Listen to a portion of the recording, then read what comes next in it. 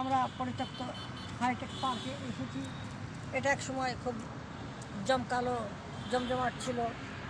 এখানে মানুষের উদ্যোক্তাদের কর্মসংস্থানের একটা পথ খুলে যেত, কিন্তু এই দেশের পরিস্থিতির জন্য এটা অন্যরকম হয়ে গেছে। তো এখনও এটা কিছু মুভি টুভি চলে, তা আমরা ভিতরে যেহেতু রাতের অন্ধকার হয়ে গেছে, রাতের ঢুকতে এখন দিবে না, বা ঢুকলেও হয়তো টিকিট লাগবে, বা সেই জন্য আমরা ঢুকছি না। তো এখন এটা রাতের সিনারি। তো এখানে একটা লাইট ছিল, লাইটটা নষ্ট হয়ে গেছে। তো এখানে বেড়ানো খুব মজা।